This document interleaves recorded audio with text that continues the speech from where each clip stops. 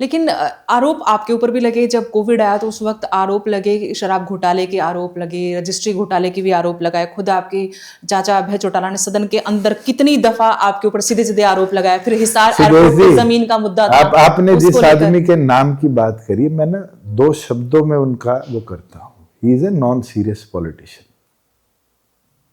और मैं क्यों कहता हूं कि जब जीएलएफ की जमीन जिसकी मलकियत आजादी से पहले की जीएलएफ के नाम की है, वो मेरे नाम कर दी सदन में। मेरे पे आरोप तो लगाए बहुतों ने, कोई एक ने कुछ कागज तो आपको दिया होगा कभी। आप वही चीज तोते की तरह बारी बारी 10 इंटरव्यूज में भी पूछ लेंगी, तो मैं आपसे पूछूंगा तो सही कोई कागज तो दिखाओ।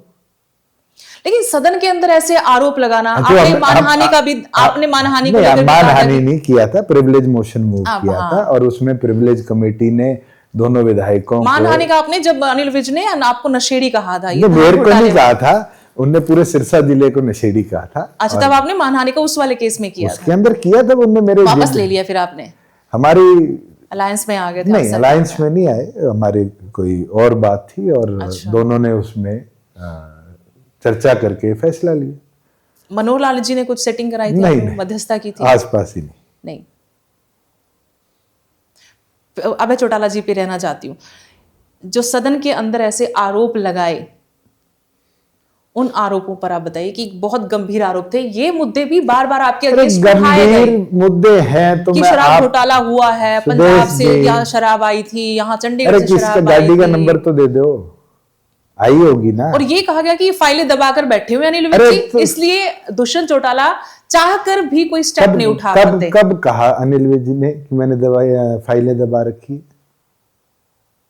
आप देख के आए दबाई? नहीं, आपके विरोधी यही आरोप लगाते हैं। अरे मैं तो आपसे पूछता हूँ, क्या आपने देखी? नहीं। फिर आरोप तो कोई कुछ लगा दे। मैं कल आपको कह दूं कि आप मेरे घर आए थे और ये कागज उठा के ले गए, onus is on you to prove ना कि नहीं लेके गए। क्या आप यही प्रूव करते रहेंगे मैं वो कागज नहीं लेके गई? लेकिन आरोप ये जो लोग विधानसभा में खड़े होके कहते थे, हमने तो उनसे विधानसभा में खड़े होके, आपने फिर मेरे एक घंटे का फिर आप उसकी चर्चा नहीं करते कभी कि मैंने कहा भी लाओ कागज दो। हाँ, मैंने देखा पूरा, वो बात नहीं करोगे आप। आपको तो जो चटकारा जिस 3 शब्दों में आता है वही बात करके आप छोड़ देते हैं। नहीं, देखिए सदन के अंदर जो ऐसे ऐसे सवाल उठते, बाद में उसका एक एजेंडा बना जाता है। आपने पहले भी इस बात पर कहा कि मेरे अगेंस्ट एक प्रोपेगेंडा रचा गया, साजिशन, मेरे खिलाफ बहुत सारी चीजें खड़ी की गई, इसलिए मैं यहाँ पर बहुत सारे सवाल थे जिनके जवाब आपसे ही मिले तो ज्यादा बेहतर होते हैं। आरोप तो जैसा आपने कहा कि कोई भी लगा देता है आरोप। 20 बार जवाब दे दूंगा, मगर मेरा 5 साल से जिस चीज से पेंडा नहीं छूट रहा, वो घुमा फिरा के एक ही सीडी है। वही आप प्ले कर देते हो, वही आपके 10 साथी और प्ले कर देते हैं। इसलिए तो मैं कहता हूं नॉन सीरियस पॉलिटिशियन। मैं क्यों कहता हूं? अगर मैं कोई बात कह रहा हूं और इतनी सीरियसनेस के साथ कह रहा हूं, तो इसीलिए तो कह रहा हूं कि आप किसी पे आरोप लगाते हैं तो उस आरोप के तथ्य भी तो लाइए। केमिकल निकाली शुगर मिल से, पी ली किसी ने सोनीपत जाके, वो मर गया, कह दिया फ्यूरियस लिकर थी। शुगर मिल में लिकर कहां से आ गई? मगर उनको दिखाने वाले आप दिखाना छोड़ दोगे इलॉजिकल चीजों को, तो अपने आप लोग देखना छोड़ देंगे। बात तो ठीक है, लेकिन आप जिस तरीके से बात मेरी सारी ठीक है, मगर घुमा फिरा के आपने पूछनी जरूर है ना, पूछना क्योंकि हमारा फर्ज है। मैं तो चाहती हूँ कि बहुत बेबाकी से आप जवाब दीजिए, तभी ये प्लेटफॉर्म है, अनफिल्टर्ड है, अनफिल्टर्ड बातें हो रही, कोई कट नहीं लगेगा इसमें। दूसरा, मैं आपसे ये भी पूछ रही हूँ कि जिस तरह के आरोपों की हम बात कर रहे हैं, आज हम यहाँ बैठे, आजकल पॉडकास्ट में सवाल पूछना और जवाब देना भी थोड़ा सा डिफिकल्ट हो गया है। रिसेंटली केस हुआ है रिटायर्ड आईपीएस राम सिंह यादव का, उन्होंने माफी मांग ली, पॉडकास्ट पे आके उन्होंने आरोप लगाया, फिर माफी मांग ली, पॉडकास्ट पे आके लिखित में माफी मांग ली। मानहानि के केस हो जाते हैं, 100 करोड़ रुपए कहां से लेके आए सामने वाला, मतलब वो वाला केस क्या था? उसमें तो आपने भी अपने चाचा को थोड़ा फेवर किया। मैं एक चीज मानता हूं, केस ऐसा करो जिसमें वैल्यू ना हो, मगर आदमी के झूठ की वैल्यू पकड़ी जाए। और मैंने तो मेरी लाइफ में 1 रुपए का एक केस किया था, और उससे मैंने सीखा कि जो इस तरह के तथ्य लाते हैं, कहते हैं, उनको जरूर आप सबक सिखाइए, मगर कोई पैसे के लालच में नहीं। मगर हाँ, 1 रुपए का अगर क्रिमिनल डेफर्मेशन डले तो अपने आप ऐसे लोगों को जवाब मिले। आपका कौन सा केस था 1 रुपए का? आपने कौन सा? अरे 2-3 केस कर रखे थे। बताइए जरा एक बार। अब क्यों उन गड़े मुर्दों को उखाड़ना। एक केस तो अभी ताजा भी आप लोगों की तरफ से कर्ण चौटाला को लेकर। नहीं, मेरी तरफ से नहीं परिवार है, की तरफ हमारे से, पार्टी की प्रवक्ता तरफ है से। मनदीप बिश्नोई, उनने एक चीज के ऊपर जरूर इशू किया है और फैक्चुअल चीज है। जो बात कही गई है वो इनफैक्चुअल है और प्रूव करेंगे हम विद फैक्ट्स कि जिस दिन की घटनाक्रम है उस दिन डॉक्टर अजय सिंह चौटाला जी दाता रामगढ़ थे।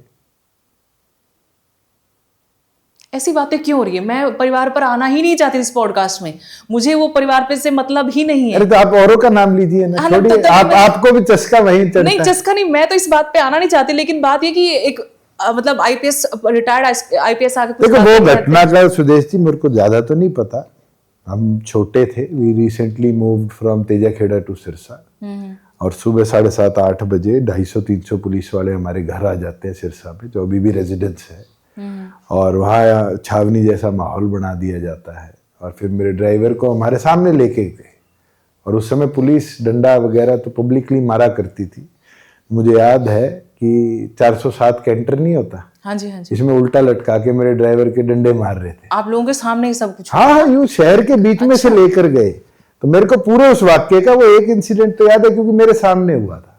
आप लोगों ने कभी कंप्लेन नहीं की इस बारे में? कंप्लेंट तो जब माहौल ही ऐसा था कि डॉक्टर साहब को भागना पड़ रहा था और फिर बाद में उनको अरेस्ट किया गया क्योंकि वो रेलवे का केस था and he was sitting MLA Rajasthan. तो उनको क्योंकि मुझे वो दिन याद है, शाम को मैं खाना लेकर गया था और डॉक्टर साहब को अरेस्ट करके रखा हुआ था रेलवे स्टेशन का गेस्ट हाउस को टेम्परेरी जेल बनाकर। अच्छा। तो उनको वहां रोका गया था और ये अमीर चंद चावला जी और ये 5 लोग जो थे, इनके लिए, क्योंकि मैं सेंट जेवियर्स पढ़ता था तो खाना इनका जब मेरे को स्कूल से लेने जाते थे तो वो उस गाड़ी में आता था, तो फिर हम वो टिफिन लेके और जेल के अंदर जाकर दे के आया करते थे। मुझे वो थोड़ा थोड़ा ब्लर सा वो वाक्य याद है बिकॉज मैं भी शायद क्लास 2 में था। अच्छा। इतना ज्यादा मुझे उस टाइम का याद भी नहीं। लेकिन कोई इस तरह से अगर आपके ड्राइवर को मारा तो आप कोई पावरफुल लोग, नॉर्मल लोग तो थे नहीं, बहुत पावरफुल लोग थे। उस दौरान सीसीटीवी कैमरे नहीं थे। उस दौरान आप लोगों का ये तंत्र जो कैमरे वाला है ये बड़ा कमजोर था। स्टिल फोटोग्राफी थी, बड़े कैमरे थे नहीं क्योंकि उनके अंदर भी कैसेटों में रिकॉर्डिंग होती थी। आज तो मोबाइल है ना, आज तो 2 मिनट में आप ये चीज बता सकते हो। आरटीआई है, उसमें तो आरटीआई भी नहीं थी। मगर मैं तो 2-3 आपके पॉडकास्टर्स का धन्यवाद करूंगा कि उनने कितनी इस वाक्य के बाद रिसर्च करके और एक एक तथ्य को लाने का काम किया। वो हमारे सिरसा से बलजीत जी है, वो तो फिफाना जाके और उस घर में जाके ये दिखाया है कि यहाँ तूड़ी का कोठड़ा नहीं था जहाँ से डॉक्टर अजय सिंह चौटाला जी को अरेस्ट दिखाया, या उस समय उनका इनकाउंटर करने का जो एक साजिश सी रची जा रही थी उसके बारे में बताया। तो देखो कितने वाक्य हैं जो शायद हर्ड ही रह जाए अगर उन पर चर्चा ना हो।